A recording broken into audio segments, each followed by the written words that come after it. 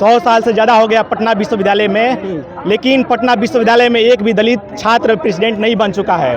और मैं उसी इतिहास को बदलने के लिए यहाँ पर आया हूँ और मैं तमाम छात्र और छात्राओं से अपील करता हूँ कि इस बार एक दलित छात्र जिता करके पटना विश्वविद्यालय के प्रेसिडेंट पद पर जिताइए आप लोग, भेजिए। और ये जितने भी आप देख रहे हैं कि पैसे वाले लोग यहाँ पर आए हुए हैं और यहाँ पर जितने भी लोग उनके दिख रहे हैं, ये उनके पटना विश्वविद्यालय के छात्र नहीं है, ये बाहर से बुलाए गए पैसों पे लोग हैं। इस विश्वविद्यालय का दुर्भाग्य है कि इस विश्वविद्यालय को केंद्रीय विश्वविद्यालय का दर्जा नहीं मिला।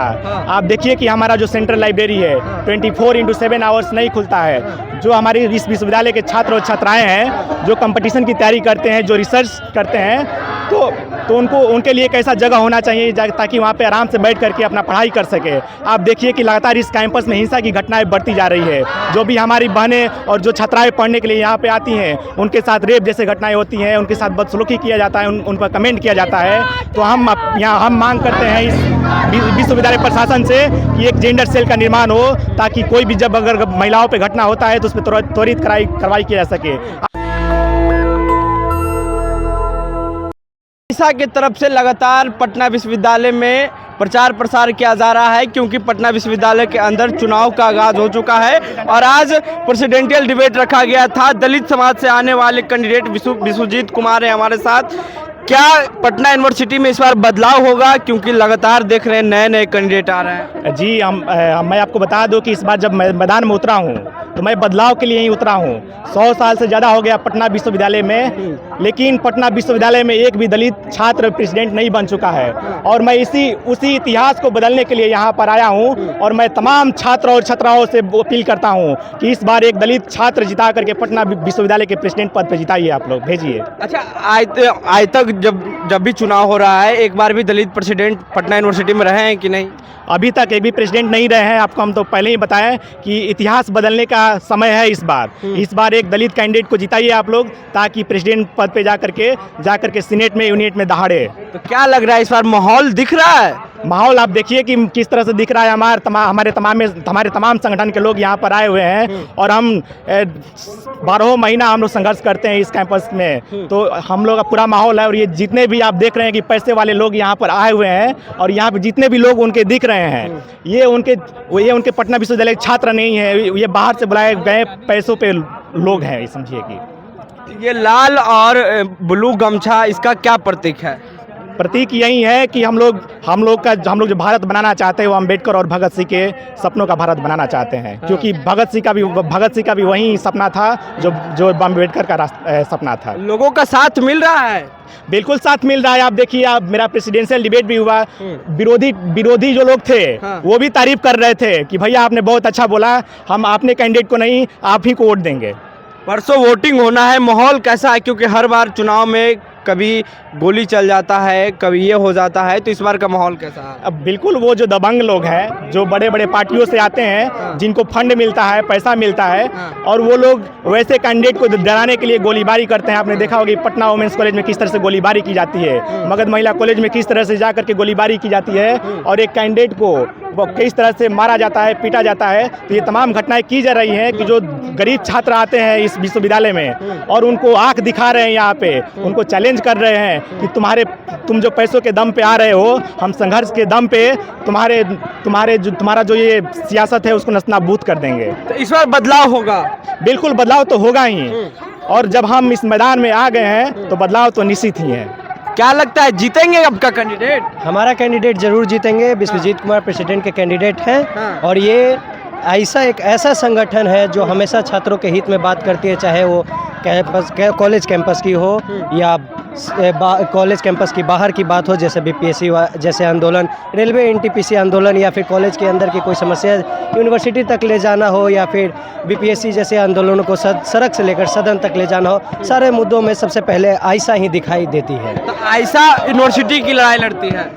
आयशा यूनिवर्सिटी की भी लड़ाई लड़ती है, तमाम छात्र के मुद्दों को भी आयशा लड़ती है। चाहे छात्र के हित में जो भी बात हो, तमाम मुद्दों को छात्र हित में आयशा ही उठाती है। इस बार बदलाव होगा? इस बार 100% गारंटी है कि अगर आयशा सेंटर पैनल में 5 पैनल को स्टूडेंट चुनते हैं तो बदलाव निश्चित है। क्या लगा यूनिवर्सिटी में आप लगातार घूम रहे हैं, क्या ऐसी समस्या दिखी जो सबसे पहले पूरा करनी चाहिए यूनिवर्सिटी में? देखिए, समस्या तो बहुत सारी है। पहली समस्या तो यही है कि जितना पुराना हमारा विश्वविद्यालय हो गया, आपको पता होना चाहिए कि बिहार का पहला और एशिया का 7वां पुराना विश्वविद्यालय है। इसको केंद्रीय विश्वविद्यालय का दर्जा मिल जाना चाहिए था, लेकिन इस विश्वविद्यालय का दुर्भाग्य है कि इस विश्वविद्यालय को केंद्रीय विश्वविद्यालय का दर्जा नहीं मिला।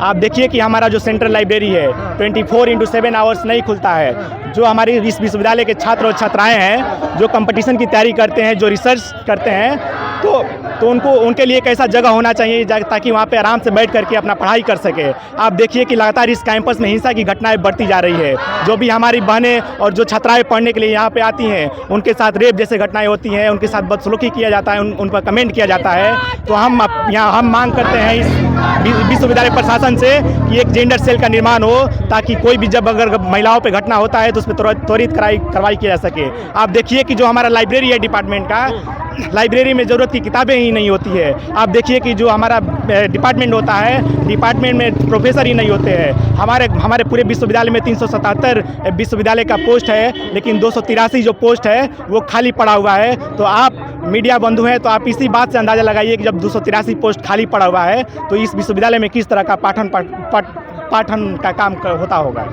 क्या नाम हुआ? मेरा नाम प्रीति हुआ। पटना विश्वविद्यालय छात्र संघ का चुनाव, क्या माहौल इस बार है? माहौल बस यही है कि छात्र हितों में जो लड़ाई संघर्ष आइसा छात्र संगठन तमाम हर महीने में पूरे साल में जो लड़ रही, कैंपस में आवाज उठाते रही, तो लगातार सड़कों से लेकर के सदन तक अपनी जो भी मांग रही है, आप देख लीजिए पटना विश्वविद्यालय के अंदर में, कैंपस के भीतर में जो फीस वृद्धि है, जो तमाम समस्याएं हैं। हम बोलते हैं प्रयोग जो भी लाइब्रेरी है उसको 24/7 आवर खोला जाए, क्योंकि बच्चे जाकर के पढ़े। लेकिन जिस भी तरीके से जो समस्याएं छात्रों के प्रति लगातार आ रही है, उनके मुद्दों को रही है, लेकिन यहाँ पर अभी आप देख लीजिए कि तमाम जो संगठन है जो कभी छात्र हित के सवालों पे सड़कों पे नहीं दिखती है, कभी भी छात्र हित के सवालों पे आंदोलन करते हुए नहीं दिखती है, ये वही छात्र संगठन है जो लगातार सत्ता के पक्ष में है, सत्ता मतलब राज्य सरकार में भी है, केंद्र सरकार में भी है। लेकिन आज तक जेपी जो नड्डा है, राष्ट्रीय अध्यक्ष है, उनके होने के बावजूद भी समझिए वो पटना विश्वविद्यालय के स्टूडेंट रहे हैं, और आने के बाद जो काला झंडा दिखाने का काम किया गया था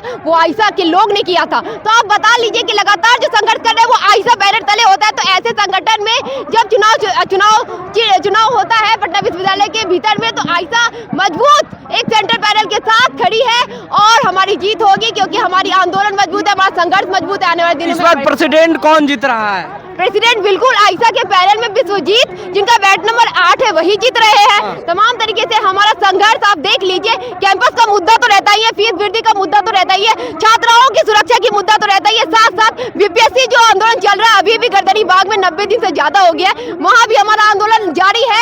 ऐसे में लगातार हम लोग जो आंदोलन को लेकर के संघर्ष को लेकर के कैंपस में रहे हैं, तो आज छात्र छात्राएं इस बात को समझ रही है कि एक यही संगठन है आइसा जिनको वोट देना चाहिए, जो जीत के जाएंगे तो वहाँ पर हमारी मांगों को पूरा करेंगे, तो आइसा ही जीतेगा, हमारा ये विश्वास। छात्रों से क्या अपील करेंगे? परसों वोटिंग है, छात्रों से हम यही अपील करेंगे कि जो छात्र संघर्ष करता है, जो नेता संघर्ष करता है आपके लिए, आपके कैंपस के लिए, आपके विश्वविद्यालय के लिए, तमाम जो मुद्दे हैं आपके लिए संघर्ष करता है, तो उसको वोट करिए।